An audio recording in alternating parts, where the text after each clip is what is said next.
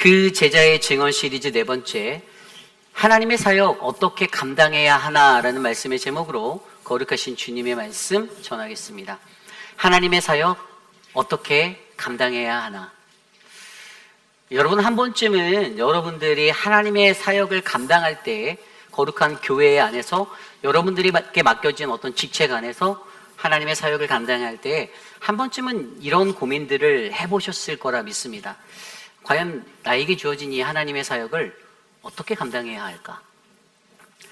그 하나님의 사역을 대하는 여러분들의 삶의 자세 태도는 과연 어떠한 모습으로 이 하나님의 사역을 섬기고 봉사하고 감당할 수 있는 그러한 삶의 모습으로 하나님 앞에 서셨습니까? 여태까지 여러분들의 수많은 인생 속에, 그 기나긴 인생의 여정 속에 수많은 하나님의 일, 공동체에 주어졌던 그 복음의 일들을 감당하셨을 텐데, 과연 그때마다 우리는 어떻게 그 하나님의 사역을 감당했었을까요? 내가 가지고 있는 나의 힘으로, 나의 능력으로, 내가 가지고 있는 재주와 나의 탤런트, 내게 있는 그러한 나의 능력으로 이것들을 감당했습니까? 아니면 오직 연약한 나와 함께 하시는 성령 하나님의 그 능력으로 그 사역들을 감당하셨을까요? 여러분, 하나님의 사역을 감당하는 우리에게 정말 중요한 한 가지, 지난 2주 동안의 시간 속에 우리 교회가 이 스프링롤 사역을 통해서 하나님께 영광 돌릴 수 있었던 한 가지는, 그것은 물론 이 자리에 계신 저와 여러분 우리 모두가 다 그 주인공이시지만 그 속에서 우리에게 능력이 되어주시고 우리에게 힘을 주셨던 하나님이 함께 계셨음을 저와 여러분들이 믿으시기를 바랍니다. 내 힘과 내 능이 아니라 하나님이 내게 힘이 되어주셔서 우리가 크고 작든 어떠한 일을 하든 여러분들에게 맡겨진 그 자리에서 묵묵하게 최선을 다하였을 때, 그때 이 아름다운 하나님 나라의 사역이 완성되어진다는 것들을 우리가 이렇게 경험하였으니, 저와 여러분들의 삶 가운데서 하나님의 사역을 내가 어떻게 감당할 수 있는가에 대한 그 삶의 묵상이 끊어지지 않고 올바르게 세워져 가기를 간절히 축복합니다.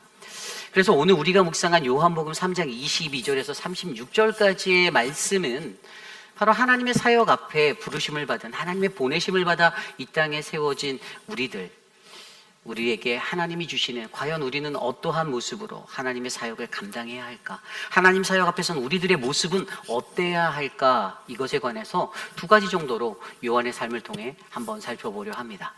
오늘 주시는 귀한 말씀 안에서 저와 여러분에게 넘치는 그 하나님의 은혜가 하나님의 사역 앞에 선 거룩하고 복된 하나님의 백성의 모습으로 아주 아름답게 비춰지고 세워져가는 그러한 묵상의 시간이 되시기를 간절히 축복합니다.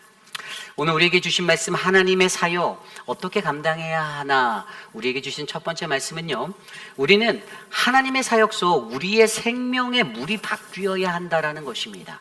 우리는 하나님의 사역 속 우리의 생명의 물이 바뀌어야만 합니다. 오늘 말씀 22절은 이렇게 시작하죠. 그 후에 예수께서 제자들과 유대 땅으로 가서 거기 함께 유하시며. 그 후는 어떠한 때일까요? 이것은요, 예수님의 공생의 사역들이 시작된 그 시작점에 시작의 바로 그 초창기 때를 이야기하는 거예요. 우리가 요한복음 2장부터 들여다보았듯이 가나의 혼인잔치를 통하여서 예수님은 이 진정한 인생의 즐거움, 기쁨의 표적이 바로 우리 안에 담겨 있어야 하는 포도주여야 한다라는, 진짜 포도주 대신 예수 그리스도에 관해서 우리에게 알려주셨죠. 그리고 나서 성전을 정화하는 이야기의 종교체제, 기존의 종교체제에 대한 어떤 저항과 도전으로서 그것에 대해서 항거하셨던 예수님의 목소리를 우리는 듣게 되었고, 그리고 3장 초반부에 넘어와서 니고데모에게 그와 대화하는 그 대화 속에 거듭남이 얼마나 중요한지, 물과 성령으로 나지 아니하면 거듭날 수 없다라는 그 거듭남에 대해서 설명해 주고 난 뒤에 이 예수님의 발걸음이 바로 오늘 말씀 요한복음 3장 22절의 이야기로 이어지고 있습니다. 그런데 그때 예수님께서 제자들과 함께 유대 땅에서 거기서 유하시면서 무엇을 하셨는가? 22절 후반부에는 세례를 베푸셨다라고 기록하고 있습니다. 그리고 23절을 볼까요? 요한도 살렘 가운데 에논에서 세례를 베푸니 거기 물이 많음이라, 그러므로 사람들이 와서 세례를 받더라. 아멘. 22절과 23절의 이 본문을 비교하여 보면 이 요한과 예수님이 서로 맞은편 강에서 세례를 베풀고 있었다라는 것을 우리는 알 수가 있습니다. 누가 먼저 세례를 베풀었는가? 요한이 먼저 베풀었죠. 요한이 사람들을 불러서 회개의 세례를 더하여 주었습니다. 요한이 분명히 마가복음 1장의 말씀을 통해서도 죄사함에, 죄를 씻는 그 물로 죄사함에 회개의 세례를 베푼다라고 그렇게 말하였고요. 그가 그렇게 많은 사람들에게 회개의 세례를 베풀며 하나님 나라의 복음을 전하고 있었을 때, 그런데 어떻게 해요? 예수님이라는 그 존재가, 요한의 입을 통하여서 전하여졌던, 증거되어졌던 예수님이 바로 그의 맞은편 강가에서 경쟁업체로 세례를 베푸기 시작했다는 것입니다. 그래서 오늘 이야기 속에서 우리가 이 이야기를 들여다볼 때 가장 먼저 조심스럽게 살펴보아야 하는 것은, 오늘 이들이 세례하고 있는 이 세례의 이야기들을 좀 더 영적으로 잘 헤쳐보아야 한다는 것이에요. 좀 전에 읽었던 23절 말씀에 요한도 살렘 가까운 에논에서 세례를 베푸니라고 나와 있습니다. 이 사마리아와 갈릴리 사이에 있는 요단강 서편으로 추정되어지는 신학자들은 그렇게 추정을 해요. 그리고 예수님께서 요단 동편에서 세례를 했다라고 이렇게 이야기를 하고 있습니다. 그런데 그곳에서 요한이 세례를 베풀고 있었습니다. 요한의 세례가 무엇인가? 오늘 우리가 이들이 나누고 있는 이 세례의 이야기 속에서 우리가 한 가지 정확히 짚어야 하는 개념이 있는데, 그것이 바로 물에 관한 개념입니다. 여러분, 성경에서 구약 성경부터 들여다보면 물에 대한 개념의 변천사가 있어요. 우리가 이 물에 관한 성경이 말하는 비블리컬한 이 물에 대한 개념을 바르게 이해하지 못하면 우리는 하나님의 사역을 감당할 때 우리의 올바른 자세를 바르게 취할 수가 없어요. 구약시대 때 사람들은요, 이 물에 대해서 어떤 것들을 말하였는가? 첫 번째, 물은 생명이다라고 생각하였습니다. 하나님이 천지를 창조하시고 물과 공생을 나누신 곳에서 하나님의 물에 생명을 두시며 이 물로 말미암아 생명이 된다라고 이 생명의 것들을 나누셨어요. 두 번째 생각은 정결에 관한 것입니다. 물로 씻어야 된다라고 생각했던 거예요. 가나의 혼인잔치에서 예수님께서 기적을 일으키셨던, 물로 포도주를 만드셨던 그 기적의 그 동아리는 찾아온 손님들이 그 안으로 입장하며 손과 발을 닦아냈던, 자신의 외적 정결을 위해 씻음의 자리였습니다. 그런데 예수님이 그것을 포도주로 변화시키는 변화를 만드셨죠. 어쨌든 구약의 사람들에게 있어서는요, 이 물은요, 정결의 표시였어요. 성막 안으로 들어갈 때에도 그들에게 물두멍에 있어서 그곳에서 손을 씻고 정결하게 한 후에 그 성소 안으로 들어가는 그러한 예식을 치루었던 것입니다. 그리고 세 번째, 이 정결 외에도 세 번째에는요, 바로 심판의 의미가 물에 담겨져 있습니다. 우리가 성경 창세기에서 들여다보면 노아의 홍수의 이야기는요, 하나님께서 이 땅의 죄를 걷어내기 위해서 취하셨던 최초의 형벌이었습니다. 그들에게 홍수를 통하여서 이 땅의 모든 인류를 쓸어버리고 다시 새 세대를, 새로운 시작을 이루시겠다는 그 의지를 보이셔서 이 물은 때로는 심판의 의미를 가지고 있죠. 그리고 네 번째 의미는요, 바로 어떤 구원의 은혜를 나타내기도 합니다. 이것이 무엇인가? 애굽에서 출애굽하여 달려나가 도망할 때에 자신들을 뒤쫓는 애굽의 군대 앞에 놓여진 홍해, 하나님께서는 그 홍해라는 물을 갈라놓으심으로써 하나님의 은혜로 건너갈 수 있는 구원의 자리를 그들에게 상징적으로 암시하여 주시고 알려주셨다라는 것입니다. 이게 구약 성경에 나와 있는 이 물에 관한 여러 가지 해석이에요. 생명도 되고, 그 다음에 죄 씻음의 정결함이 되고, 그리고 구원의 은혜가 되고 심판의 자리가 된다는 것. 많은 구약의 사람들은 오늘 세례 요한 앞에 나와 세례를 받았던, 이 침례라는 이 세례를 받았던 그들 또한 이미 히브리적 사고에 의거해서 자신들의 머릿속에 고정되어진 이 물에 대한 관념, 이것들을 가지고 세례의 자리로 나갔습니다. 죄를 씻음이라는 것이 가장 두각을 나타낼 수 있었던 구약 사람들의 그러한 정신이었어요. 그런데 요한의 때에 요한이 그것을 뭐라고 바꿨습니까? 회개라는 것으로 바꿨어요. 이 물로 씻음이 회개가 동반되어져야 한다는 거예요. 외적인 씻음에서 멈추어서는 안 되고, 이 물로 씻어내는 이 너희가 물에 들어가는 것, 바로 그래서 나의 옛 자아는 죽고, 이전에 나는 죽고 내려놓고 물속에 가라앉히고 새롭게 태어난다라는 그 거듭남의 의미로 요한은 이 회개의 세례를 베풀고 있었다라는 사실입니다. 그런데 이것이 끝입니까? 그렇지 않아요. 맞은편 요단강 저편에서 세례를 베푸시는 예수님의 세례는 어떠하였을까요? 예수님의 세례에 대해서 뭐라고 말하는가? 요한복음 7장 37절 39절 누구든지 목마르거든 내게로 와서 마시라.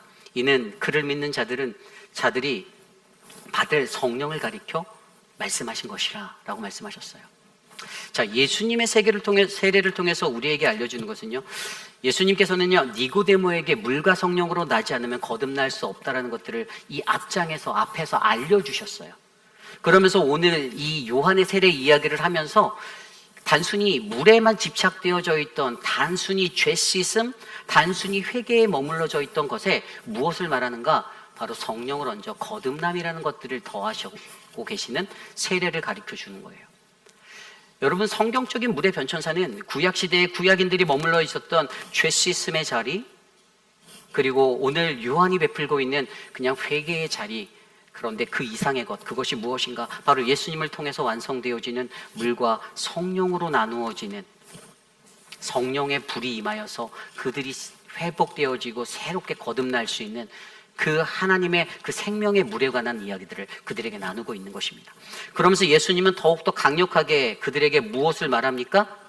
물과 성령이 있어야 거듭날 수 있다라고 요한복음 3장에 말씀하신 그 이야기를 넘어서 이미 2장에서 암시하셨던 진짜 포도주가 누구라고요? 바로 내가 진짜 포도주야. 너희들이 바라보고 있고 너희들이 묵상하고 있던 그 물의 관념이 완전히 깨어져서 내가 물이 포도주로 변하는 내가 진짜 너희들의 포도주인데, 그래서 예수님은 스스로 어떻게 하셨어요?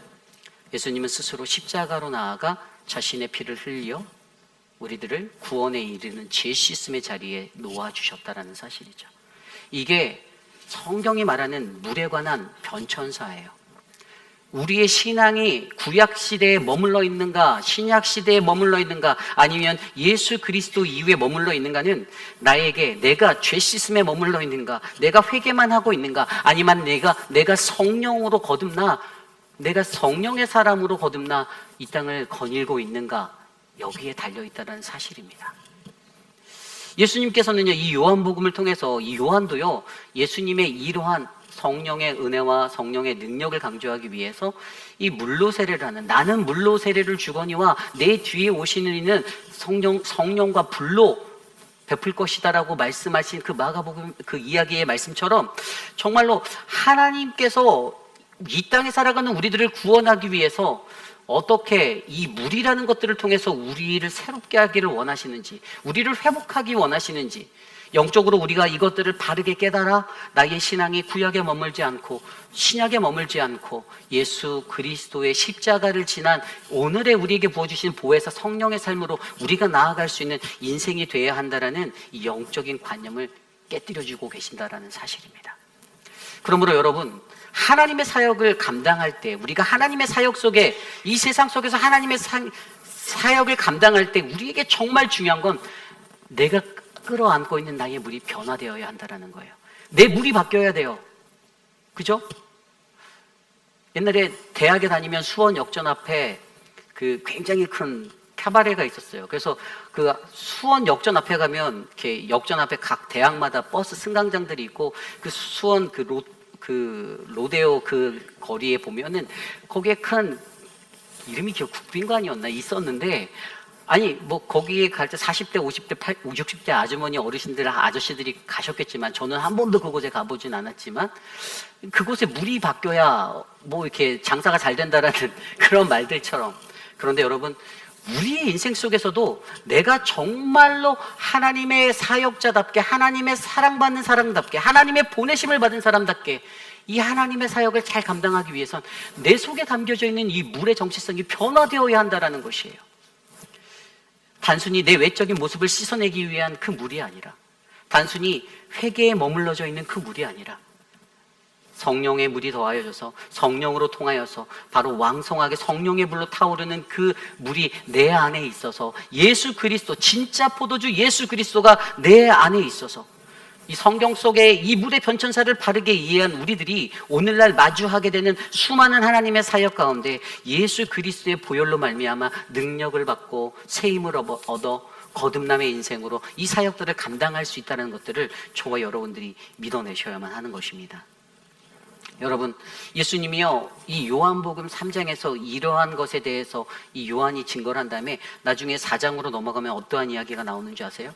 4장에 가면 사마리아 여인에게 직접 가셔서 그 물을 요구하시고 그 물에 관해서 영원히 목마르지 아니하는 물이 있는데 그것이 바로 나야라고 얘기하고 계셔요. 이 요한복음의 이 물에 관한 변천사의 이야기가 2장, 3장, 4장 하면서 이게 계속 강조되어지고 이 변천사를 계속해서 아웃스탠딩 이렇게 두각하고 계신데, 나타내고 계신데, 저와 여러분들의 신앙의 믿음의 원리가 정말 하나님의 사역을 즐겁고 감사하고 기쁨으로 감당할 수 있는 원동력이 되기 위해선 여러분, 우리의 물은 오늘 이 시간 성령으로 우리에게 임재하신 보혜사 성령 하나님의 그 은혜의 물이, 그 죄를 다 씻어내고 우리를 회복하는 거듭남의 은혜의 물이 되시기를 간절히 축복합니다. 여러분, 예수 그리스도, 누구든지 목마르거든 내게로 와서 이 물을 마시라. 그를 믿는 자들이 받을 성령을 가리켜서, 저와 여러분들이 이 성령 아래 놓인다라면, 성령의 물로 우리가 채워진다라면 저와 여러분들의 삶 가운데 하나님이 주시는 놀라운 은혜가 우리가 감당하는 모든 하나님 나라의 사역에 놀라운 이적과 기적의 성공적인 은혜를 우리에게 보여주시고 나누어 주실 줄 저는 믿습니다. 여러분, 오늘 사랑하는 우리 회입비라는 장로교 성도님들에게는 바로 이 하나님 나라의 사역을 감당하실 때 내가 어떻게 감당해야 할까? 가장 먼저 저와 여러분들 안에 이 물이 바뀌시기를 간절히 기도드립니다. 하나님, 내 안에 이 물이 바뀌게 하여 주십시오. 정체져 있는 고인물, 그냥 물두덩이에 고여 있었던 그냥 외적인 시스템의 물이 아니라 그냥 여기 지명에 살렘에 가까운 에논이라는 곳이요, 이 에논을 가장 잘 표현한 게 오늘 말씀에 거기 물이 많다. 그냥 물이 많아서가 아니에요. 아, 외적인 몸매 이런 것들을 씻어내기 위해서 물이 풍부하구나, 이것이 다가 아니라는 거예요. 요한은 그 한계를 알면서도 요한은 그대로 했어요. 왜냐하면 요한은 내가 하는 이 세례의 이 자리보다 내 뒤에 오시는 진짜 그분이 나타내셔야 할 그 물 세례가, 성령의 세례가 진짜임을 강조하기 위해서 그냥 그는 자신의 자리에서 자기의 역할을 감당했던 것입니다.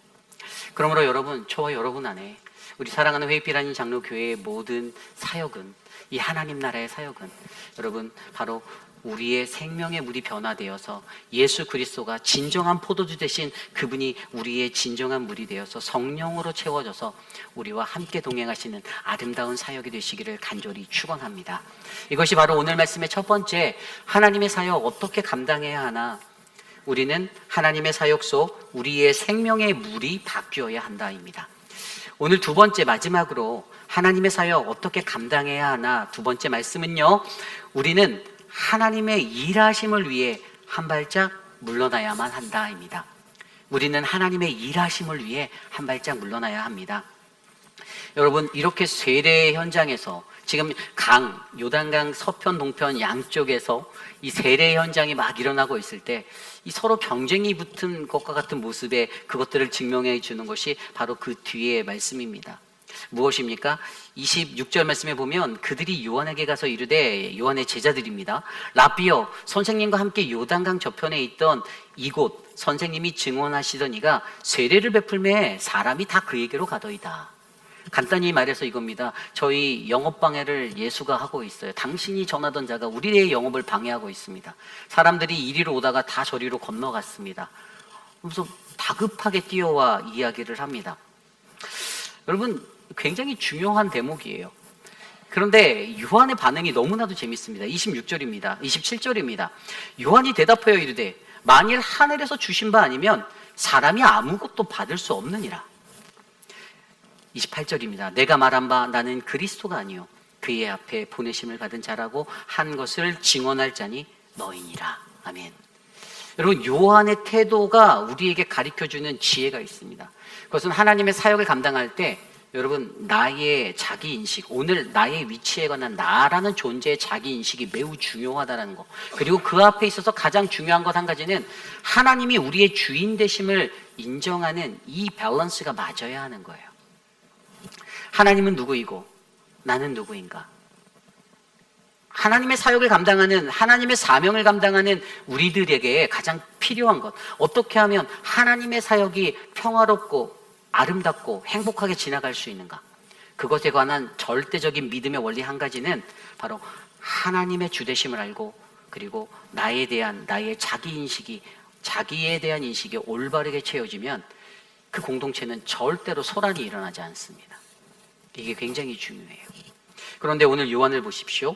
요한은 28절에 그의 제자들에게 말합니다. 나는 그리스도가 아니야 라고 말합니다. 나는 메시아가 아니야. 나는 너희들이 기다리는 자가 아니야. 내가 외적으로 너희에게 세례를 베풀고 어떤 좋은 말을 전한다고 해서 너희들이 나를 추앙하지 마. 나는 아니야.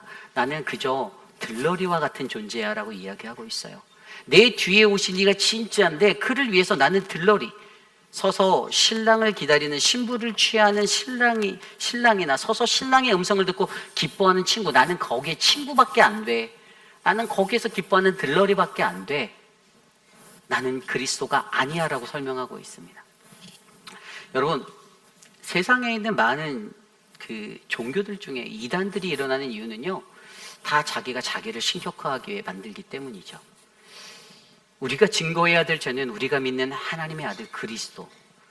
우리가 그것은 너무나도 잘 아는데, 희한하게 여러분, 세상에 사는 그 사이비의 종교들을 들여다보면 하나님을 말하는 것으로 시작해서 자기로 끝나는 그러한 이야기들이 너무나도 많습니다. 여러분, 우리 교회 공동체가 하나님의 사역을 감당함에 있어서 우리가 우리의 본분을 가장 정확히 잘 알려면, 여러분, 우리는 연약한 인간임을 고백하셔야만 해요. 나는 오늘도 연약하고 나는 내일도 부족하지만 나와 함께 하시는 나의 주인 되신 하나님이 나와 함께 하신다라는 이 믿음이 있다라면, 여러분, 이 믿음의 원리가 있다라면 우리의 사역은 언제나 흥행하게 될 것입니다. 여러분, 스프링롤 사역을 들여다보십시오. 2주 동안의 시간에서 여러분 어떤 일이 가장 힘들었을까요? 이건 질문 자체가 잘못됐어요. 피를 뜯으시는 어르신들의 일들도 굉장히 어려운 것입니다. 저보고 거기 앉아서 그 피를 뜯으라 하면 저는 온몸이 막 움직이고 싶어서 난리가 나서 아마 10분도 못 앉아 있었을 것이에요. 모든 일들이 다 힘들었어요. 어떠한 일이든 다 힘들었어요. 제가 경험하고 느낀 것은 이번 스프링롤 사역을 통해서 사람들을 유심히 관찰해 보니, 야, 우리 교회 교인들 책임감이 정말 엄청나구나라는 생각이 들었습니다. 그 뜨거운 불 앞에서 그것들을 튀겨낼 때 이게 보통 사명으로 되는 게 아니에요. 한번 서보십시오. 이 기름 냄새 때문에 먹는 것도 안 들어갈 거예요, 아마. 그런데 그 책임감 의식이 너무나도 정말 강하게 잘 정착되어 있어서 내가 맡은 본분, 내가 끝까지 지키겠다는 마음으로 파스에 파스를 붙이고 그러면서 나와서 일을 하시더라고요. 대단하신 모든 성도들, 양배추, 그 무거운 양배추를 그냥 혼자 다 까시고 벗기시고 씻으시고 들쳐매시고 그러면서 집에 가면 분명히 약 드셨을 거 뻔한데도 그 책임의식 때문에 다음날 아침에 눈 부릅뜨고 또 달려 나오시는 분들, 너무나도 감사했습니다. 물론 자리에서 앉아서 말아주시는 어머님들, 뭐 생긴 모양처럼 만드셔서 이렇게 예쁘게도 만드시고 그렇게 하셨지만 그 자리도 너무 귀했어요. 여러분들이 계셔주셔서 이 모든 사역이 이루어지는데, 그 자리에서 여러분, 우리가 만약에 이 사역을 감당하면서 내일이 제일 중요해. 내일이 제일 중요해. 만약에 저희 목회자들이 양배추를 버무릴 때, 야, 이거 우리 없으면 절대 안 된다라는 마음. 어떤 장로님이 저에게 말씀하셨어요. 아, 이번에 목사님들 안 계셨으면 못했어요. 그래서 제가 그분께 말씀드렸어요.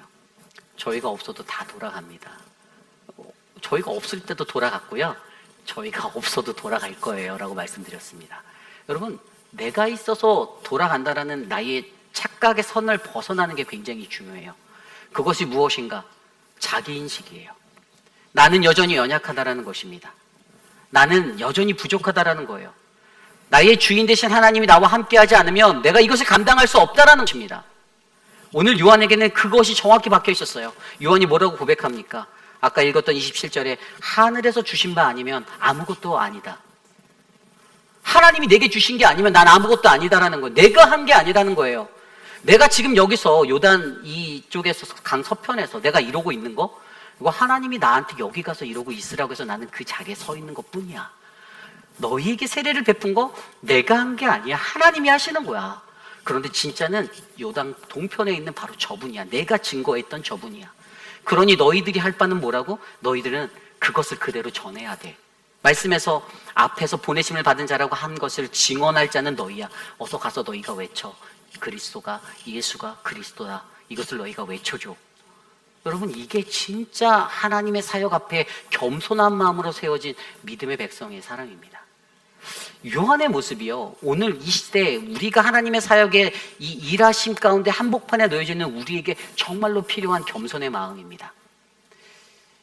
내가 없으면 이 사역이 돌아가지 않는다. 저도 어렸을 때 그런 착각을 많이 했어요.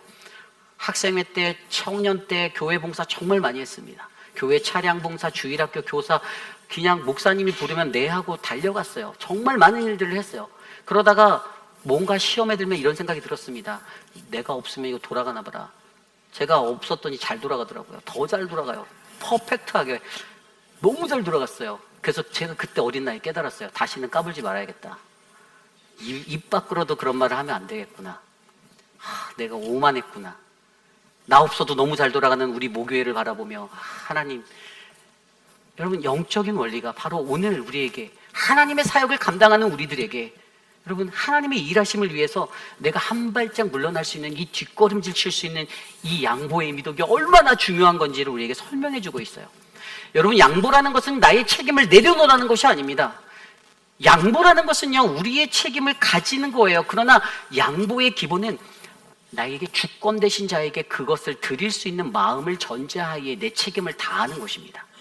하나님이 우리의 주인이시기에, 우리가 너무나도 잘 알고 있는 말씀 속에서도 이 마태복음 21장에 나오는 그들이 벳바게에서 감난산 그 벳바게에 이르렀을 때, 6월절이 다가온 날에 예수님이 그곳에 나가셨을 때 예수님이 두 제자를 보내시면서 건너편 마을에 가서 어린 나귀를 가져와라. 있을 거니까 가져와라. 그때 했던 말이 뭔지 기억하시죠? 가져가지 말라고 하면 뭐라고 합니까? 내 주인이 쓰겠다 하시니 달라라는 겁니다. 우리가 가진 모든 것의 주인이 하나님이 되시니, 주님이 지금 내가 너를 필요로 한다, 동근아 내가 지금 너를 필요로 한다 말씀하시면 저렇게 들이시잖아요. 예? 누구야? 하고 부르시면 네 하고 달려가서 들이시잖아요. 그래서 여러분, 그 은혜가 우리 안에 있다라면 하나님이 나의 주인이 되어주신다, 하나님이 나의 모든 것이다라는 것을 내가 인정한다라면 나는 주님께 내가 가지고 있는 모든 것을 한 발짝 뒤로 물러나 드리겠다. 그래서 요한이 말했던 게 뭡니까? 30절에 그는 흥하여야 하겠고 나는 쇠하여야 하리라. 아멘. 여기서 쇠하다라는 단어, 헬라어로 데이, 엘라토스타이라는 단어, 작아지다, 뒤로 물러나다. 우리의 신앙인의 삶에 이 뒷걸음이 필요합니다. 하나님의 일하심을 보기 위해서 내가 양보하는 마음으로 하나님 앞에 한 걸음 물러나 하나님의 일하심을 바라볼 수 있는 이 물러남이 우리에게 필요하다라는 것입니다. 여러분, 저는요, 오늘 우리 교회의 모든 성도님들의 마음 가운데 하나님의 주되심을 인정하고, 그리고 여전히 연약한 나의 현실을 바라보며 나 자신을 바르게 인식할 수 있는, 요한이 인식했던 자기 인식, 나는 그리스도가 아니다. 요한복음 1장 앞에 나왔었던 대로 나는 광야에서 외치는 자의 소리일 뿐이다. 광야에서 외치는 소리, 그냥 사그라드는 소리였어요. 그냥 한번 울렸다가 사라지는 소리라는 거예요. 나는 그러한 존재다라는 자기 인식이 확실히 된 이 요한의 모습을 통하여 우리가 하나님의 사역을 마주할 때 그 사역 앞에서 내가 드러나고 내가 영광받고 내가 나타나는 그 사역이 아니라 오직 우리의 주인 되신 하나님만이 존귀케 되고 하나님만이 영광받아 주시고 하나님의 임재가 이 사역 위에 넘쳐나게 하옵소서라는 아름다운 기도가 우리의 아름다운 회빛 아닌 장로교회 공동체를 가득가득 덮으시기를 간절히 축복합니다. 여러분, 이것이 바로 오늘의 마지막 말씀, 하나님의 사역 어떻게 감당해야 하나, 우리는 하나님의 일하심을 위해 한 발짝 물러나야 합니다입니다. 여러분, 한자 성어에 들여다보면요, 퇴일보상이라는 단어가 있습니다. 물러날 퇴, 한일자, 그리고 걸음보자, 생각할 상자를 통해서 한 걸음 물러나서 생각하는 것을 말하는 거예요. 그런데 여러분, 한 걸음 물러나서 생각할 때는요, 당장에 눈앞에 펼쳐진 어떤 갈등이나 문제들, 나의 욕심, 이런 것들을 벗어놓을 수 있는 넓은 시야를 볼 수 있는 여유가 생겨요. 여러분, 우리가 어떤 일을 하든지 간에 상황을 냉철히 판단할 수 있도록 한 발짝 뒤로 물러난다라면, 여러분, 그때 우리가 한 걸음 물러난 것을 통해서 우리는 더 높은 하늘, 더 넓은 세상, 더 넓은 바다를 바라볼 수가 있습니다. 믿음의 사람들에게 필요한 것은 하나님의 일하심을 바라보기 위해서 우리가 도미니카 단기 선교를 가는 것, 우리가 그 선교를 위해 이 스프링롤 사역을 하는 것, 이것은 내가 가서 무엇을 하겠다가 아니라 나를 통해 일하시는 하나님을 내가 마주하겠습니다 라는 믿음의 결단입니다. 하나님이 우리를 통해 일하시기를 원하는데 이것을 통해서 나의 주체가, 나의 정체성이 더 높아지고 내가 나타나는 것이 아니라 그 속에서 우리 하나님이 어떻게 우리를 통하여 일하시는가를 내가 눈으로 바라보고 내가 묵상하며 내가 나의 삶에 이 복음의 삶이 되도록 나를 내어 맡기는 그 인생이 될 수 있는 것, 저는 오늘 이곳에 계신 우리 모두가 그러한 인생이 되시기를 간절히 축복합니다. 여러분, 우리의 삶이 여전히 연약합니다. 그러나 하나님의 사역을 감당할 때 저와 여러분들이 오늘 요한을 통해 우리에게 말씀하시는 하나님의 일하심을 위해 한 발짝 물러날 수 있는 그 뒷걸음의 자세, 태도, 언제나 겸손과 교만하지 않음, 겸손함, 또 겸손함, 끝까지 겸손함, 마지막까지 겸손한 그 미덕으로 저와 여러분들, 우리 공동체의 사역이 아름답게 채워지시기를 간절히 축복합니다. 이제 말씀을 정리하고자 합니다. 오늘 말씀, 하나님의 사역을 어떻게 감당해야 하나? 여러분, 하나님의 사역을 우리가 수도 없이 감당하며 살아왔습니다. 작년에도 그랬고 그 전년도에도 그랬고 아마 여러분들의 일생 동안에 우리는 수도 없이 수많은 사역들을 감당하며 살았습니다. 그런데 그 사역을 감당할 때 가장 중요한 한 가지는, 여러분, 우리는 정말로 연약한 존재라는 것입니다. 내 힘으로는 아무것도 할 수 없다라는 것입니다. 그리고 주님이 나의 주인이 되어 주신다라는 것입니다. 내 속에 채워져 있는 나의 물이 변화되어야 한다라는 것입니다. 나를 채우고 있는 물이 단순하게 나의 죄를 한번 겉에 물을 씻어내는, 겉에 더러움을 씻어내는 물이 아니라 그냥 단순히 한번 잘못했습니다, 회개합니다로 멈춰지는 물이 아니라, 여러분, 그 물은 성령의 물이 되어서 우리에게 거듭남이 되고 성령의 불이 우리에게 임하여 성령의 세례를 받은 자가 되어 우리의 삶이 변하고 우리의 마음이 감사로 변화되는 놀라운 은혜가 채워져야만 합니다. 회의피라니 장로 교회에 하나님이 그러한 자들을 불러주십니다. 바로 이곳에 계신 여러분들이 세상에 끝이 없이 한없이 겸손하게 살아가기도 하지만 여러분들의 모습이, 저는 바로 그러한 하나님의 사역에 세워진 믿음의 백성이라 그렇게 믿습니다. 어떠한 삶의 자리에서도 여러분, 내가 아닌 내 안에 채워진 거룩한 성령의 물 대신 예수 그리스도, 진짜 포도주 대신 예수 그리스도, 그분으로 말미암아 하나님의 놀라운 일하심이 우리 교회를 통해, 여러분을 통해 이 나라와 이 민족 모든 가정마다, 세상의 곳곳의 거리마다 하나님의 온전한 복음으로 흘러넘치시기를 간절히 기도드립니다. 이 시간 모두 자리에서 일어나서 오늘 우리에게 주신 말씀을 놓고 함께 찬양할 때, 주님, 나는 아무것도 아닙니다. 주님의 사랑이 없으면 나는 아무것도 아닙니다. 함께 찬양하며 나아갑니다. 나는 아무것도 아닙니다. 주님의 사랑이 없으면 나는 아무것도 모릅니다. 주님의 지혜가 없으면 나는 아무것도 못합니다. 나는 아무것도 못합니다. 주님의 능력이 없으면 나는 아무 감도 못 삽니다. 주님의 생명이 없으면 이제 내가 사는 것 아니요, 그리스도 내 안에 사시니 오직 그의 생명이 나의 생명, 나의 모든 나들도 주의 것. 나는 오직 한 분 바랍니다. 아버지 나의 구원 나의 우리 다시 한번 고백할까요? 나는 아무것도 아닙니다. 나는 아무것도 아닙니다. 주님의 사랑이 없으면 나는 아무것도 모릅니다. 주님의 지혜가 없으며 나는 아무것도 못합니다. 나는 아무것도 못합니다. 주님의 능력이 없으며 나는 한순간도 못 삽니다.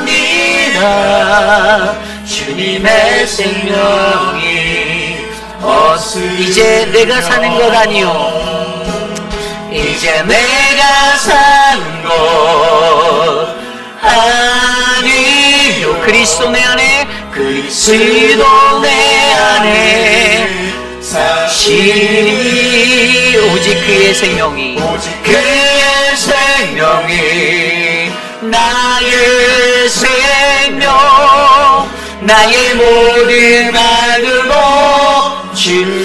이제 내가 사는 것 아니요 이제 내가 사는 것 아니요 그리스도 내 안에 사실이 오직 그의 생명이 나의 생명 나의 모든 말들도 주의 우리 목소리로 고백할까요? 나는 오직 한 분 나는 오직 한 분 바랍니다. 나의 아버지 나의 구원 나는 오직 한 분 나는 오직 한 분 바랍니다. 나의 아버지 나의 구원 나의 주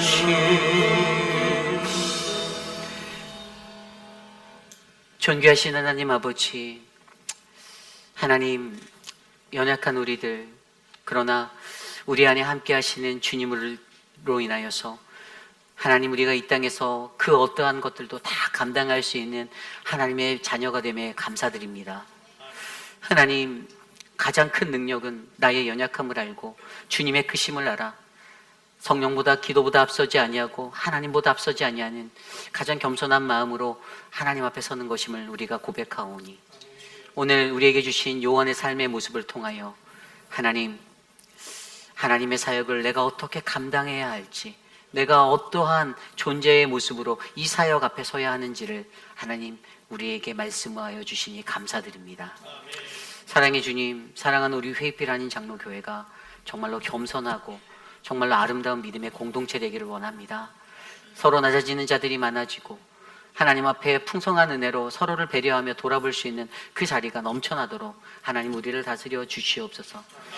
미스터 파머의 삶에 하나님의 은혜가 넘치기를 기도합니다. 폐렴으로 입원해 있는 그 연약한 그 육신을 만져주시고 하나님 옆에서 돌보시는 이예수 권사님에게 하나님의 권능으로 붙잡아 주셔서 지치지 않도록 인도하여 주시옵소서. 사랑하는 장봉근 목사님, 사랑하는 아내 고 장기숙 사모님을 하나님의 품에 올려드리며 외롭고 힘든 그 마음에 슬픔 가득한 마음에 하나님 주님의 주시는 참된 평화와 기쁨이 넘치도록 인도하여 주시고 하나님 모든 장례 일정이 은혜 가운데 치러지도록 역사하여 주시옵소서. 사랑하는 고 장성훈 장로님을 주님 품에 올려드린 지 벌써 하나님 2년이 지나갑니다. 신영아 권사님의 마음과 그 가족들 안에 하나님 장로님의 그 삶을 기억하는 그들의 마음 가운데 슬픔이 기쁨이 변화되도록 하나님 역사하여 주시옵소서. 지금은 우리 구주 예수 그리스도의 무한하신 은혜와 그 크신 하나님의 사랑하심과 성령 하나님의 감화감동 교통하심의 역사가 우리 회의필 한인 장로교회를 너무나도 사랑하셔서 이곳에 불러 모아주신 믿음의 백성들에게 하나님의 선한 마음과 겸손의 마음과 하나님을 향한 뜨거운 열정을 허락하여 주셔서 우리가 무슨 일을 감당하든지 주님, 나는 아무것도 아닙니다. 주님의 사랑이 없으면 나는 아무것도 아닙니다. 주님을 의지합니다라고 고백하는 그 믿음의 삶, 내 안에 채워진 그 물이 변화되어 진정한 영생수 되시는 예수 그리스도로 가득 채워져 주님, 나는 오직 주님과 함께 동행하기 원합니다라고 고백하는 사랑하는 모든 회의빛 아닌 장로교회 성도님들, 오늘 이곳에 나와 주님께 전심으로 예배드리는 믿음의 권석들 머리머리 위에, 저들의 가정과 자녀와 삶의 터전 위에 지금으로부터 영원토록 함께 하시기를 간절히 축원하옵나이다. 아멘.